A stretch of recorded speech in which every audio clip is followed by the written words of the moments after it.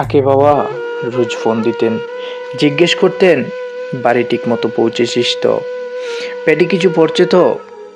আর এখন ফোনটা বাজে না, এখন আর কেউ জিজ্ঞেস করে না আমি ভালো আছি কিনা। আগে কোনো কিছু ভুল করলে বাবা একটু বকা দিতেন, আর এখন ভুল করলেও কেউ কিছু বলে না। কারণ আমার বাবা এখন থেকে আমার পাশে থাকেন না, শুধু মনের ভিতরে থাকেন একটা কণ্ঠ শুরু হয়ে, যেটা নিস্তব্ধে বলে সাবধানে থাকিস বাবা।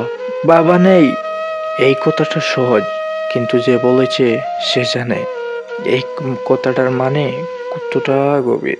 বাবা নেই মানে এখন আর পিঠে হাত রেখে কেউ বলে না তুই পারবি। বাবা নেই মানে পীরের মাঝেও নিজেকে ভীষণ একা লাগে। সেই চায়ের দোকানে আর কেউ বসে না বিকালে, সেই চাঁদে কেউ আর হাঁটে না পাঞ্জাবি হাতে, সেই চেয়ারে আর কেউ বসে না, আমার চোখে শুধু বয়ে যায় জল। বাবা নেই, তবুও বাবার গ্রান এখনো আছে জামার ভেতর, তার সাদা পাঞ্জাবিতে আজও লেগে আছে তার গামের গ্রান। আজ অনেক দিন পর এলাম বাবার কবরের পাশে, দাঁড়িয়ে আছি, চোখের কোণে জল, ঠোঁটে নীরবতা। কি বলবো কিছুই বুঝতে পারতেছি না। বাবা তুমি বলেছিলে সময় সব ঠিক করে দেয়, কিন্তু এতগুলো বছর কেটে গেল, তুমি ছাড়া কিছুই ঠিক হলো না। তোমাকে খুব দরকার ছিল জীবনের প্রতিটা কঠিন মোড়ে। আমি আছি এই কথাটা শুনতে এখন ভীষণ ইচ্ছে করে, কিন্তু তুমি তো আর বলো না আজ আমি বড় হয়েছি বাবা।